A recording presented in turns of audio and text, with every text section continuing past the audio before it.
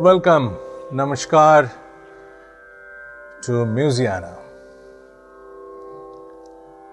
I hope you're getting our message and you have been following us, our previous episodes, and getting the benefit of it. We spoke about lots of things by now. Lots of things which are very, very important to learn tabla. About postures, sitting postures, about techniques, finger techniques, the positioning of the fingers, the syllables, where to stroke, how the strokes are called, the gharanas, playing styles, and all of those to give you an idea what it is like. You see, there are gharanas. One important thing I would miss if I didn't tell you is some of the legendary names of the gharanas who left us, giving us a treasure. There are names who are supposed to be the godfathers of the tablas, like Ustad Amjad, Pandit Kanthe Maharaj, Ustad Habibuddin Khan Sahab, Ustad Amir Hussian Khan,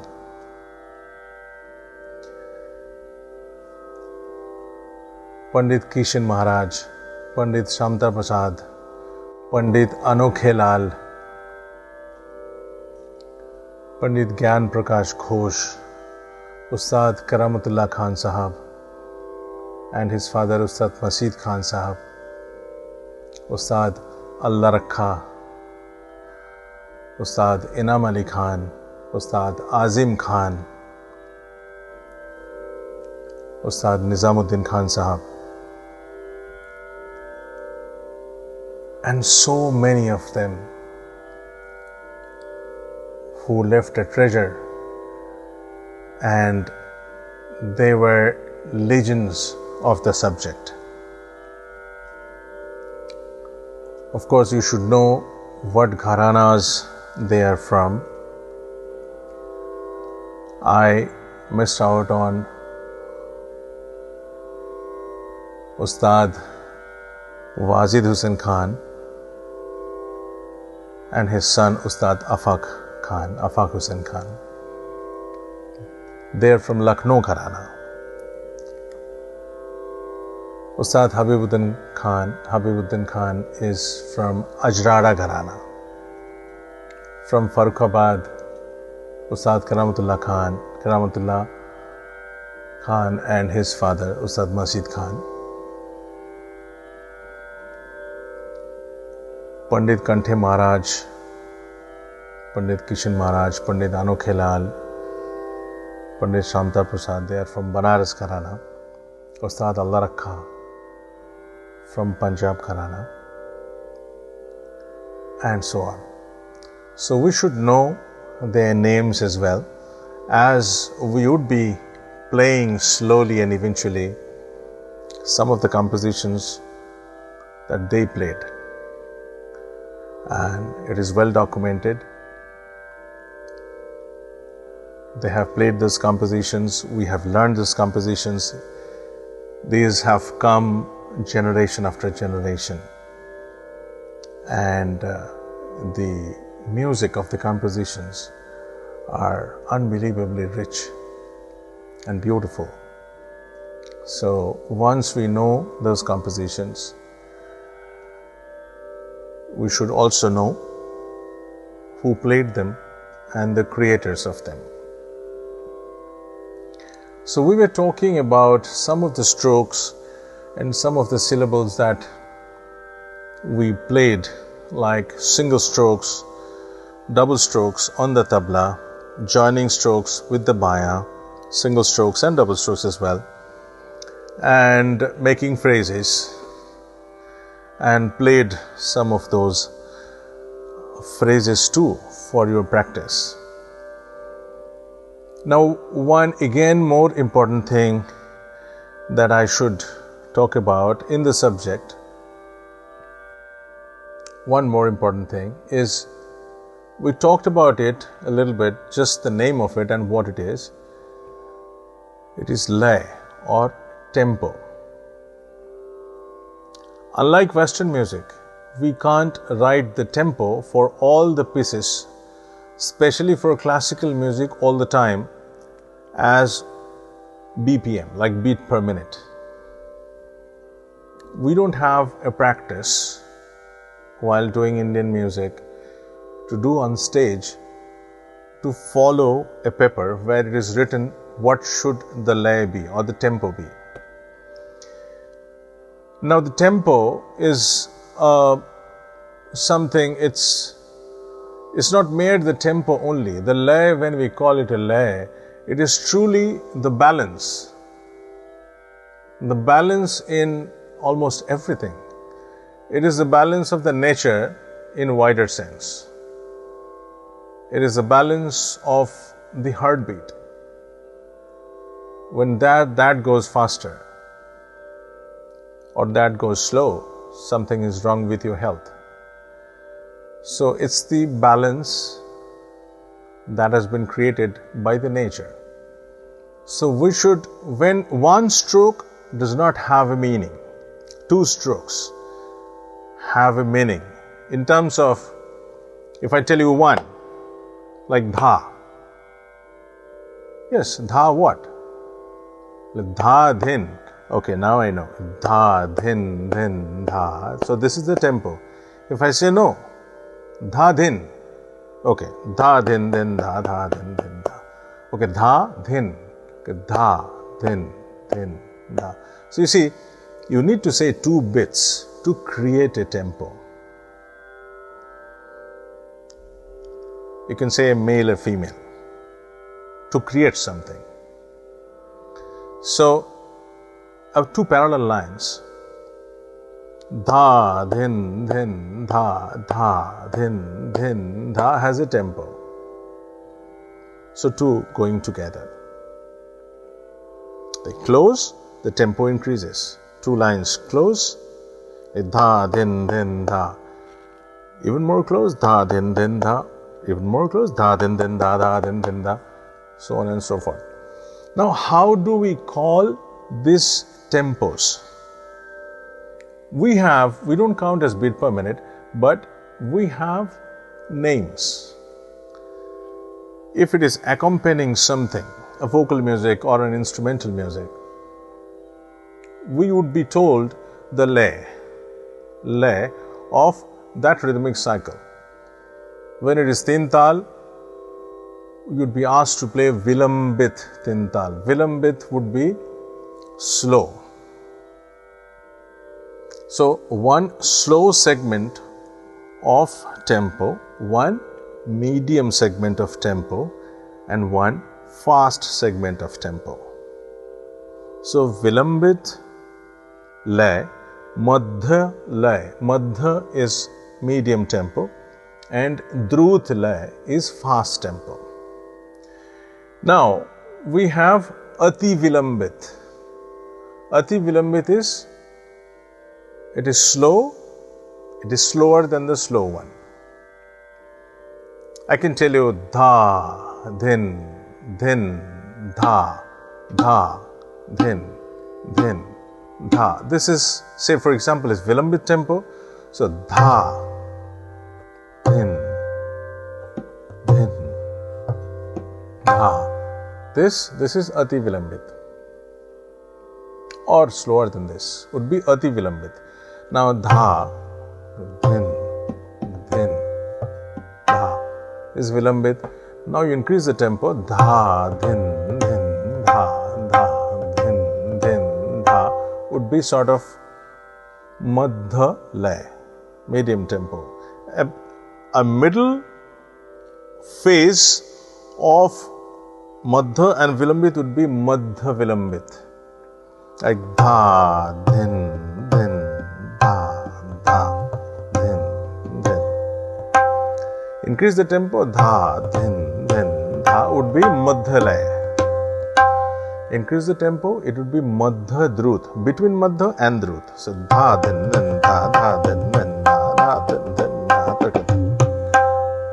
Drut Laya, dha, dhin, dha, dhin, dha, dhin, dha, dhin, dha, dhin, dha, dhin. Ati Drut Laya, faster than the fast one. Ati Drut, like dha, dhin, na, na, dhin, na, na, dhin, na, na, dhin, na, na, dhin, na, na, dhin. Would be Ati Drut Laya. So we would segment it that way. Ati Vilambit Laya, Vilambit Laya, Madhya Vilambit Laya, Madhya Laya, Madhya Drut Laya, Drut Laya, Ati Drut Laya. Once we figure it out which lay we are playing, once we are playing solo or composition there, we would try to stick to that lay, because we are the one who thought before that this composition would sound good in this tempo and started it. So musically it can be a little more or less, but otherwise we have to stick there.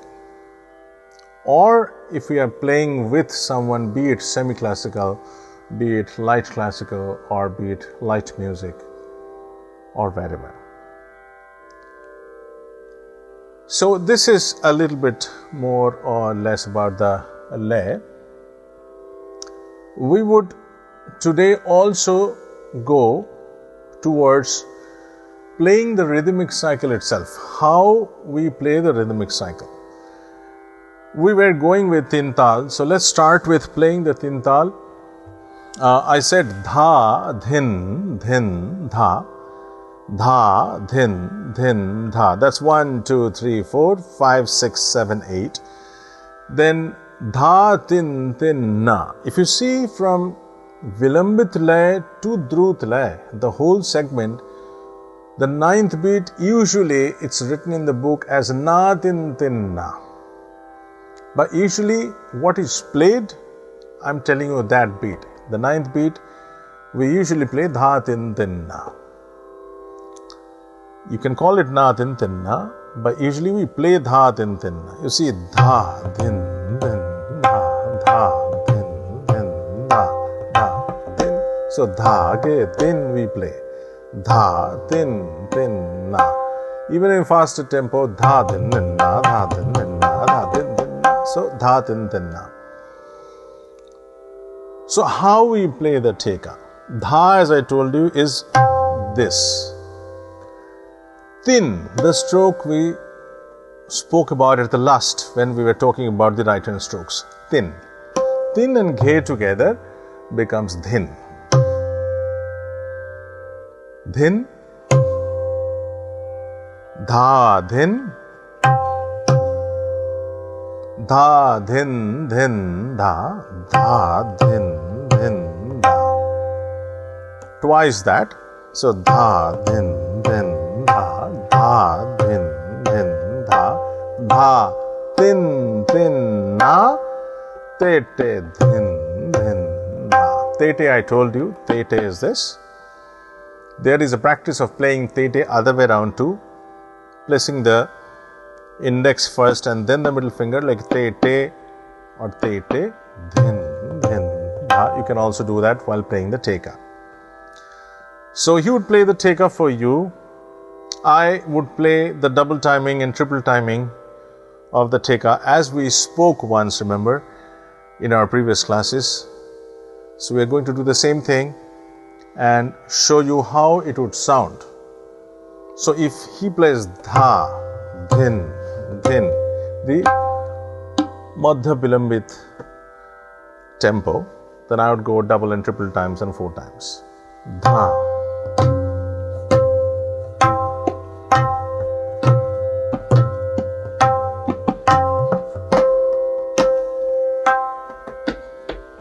Double of that would be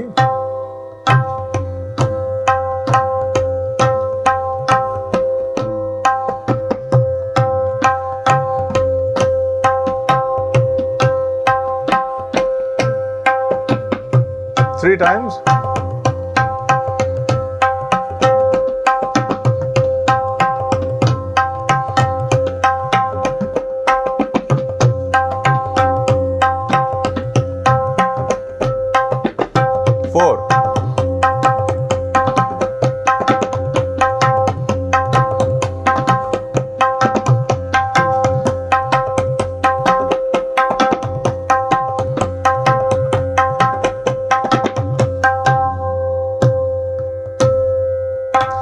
So we have covered 2 times, 3 times and 4 times playing the Theka in reference to 1 time tempo of the Theka, Vilambit tempo of the Theka. We would just take a little bit of your time to play one of the beginner's composition like we did once, the Ghege Te Te Ghege Nana. I hope you have been practicing that, and we will talk about some of the variations of that soon in our next classes. Let's talk about another composition, because we spoke about those strokes like dha, dha, we spoke, and te, te, and then dha, dha again, and then thun. Remember we spoke about the index finger, the tip of the index finger making thun, thun, na. So if you join them together, it becomes dha, dha, te, te, dha, dha, thun, na. So the first sort of the ascending movement, we call it khuli. Khuli, and ta, ta, te, te, dha, dha, dhin, na. Coming back to the sum again, the second half of the composition, we call it mudi. So khuli and mudi. It sounds dha, dha, te, te, dha, dha, thun, na, ta, ta, te, te, dha, dha, dhin, na. I wish and I hope you try this. We will talk about this composition and we will play this in our next episode and talk about the variations of this. I hope you are getting helped through our episodes and hope to see you soon again. Take care and question me if you have any on Subhankar@musiana.org. Thank you and namaskar.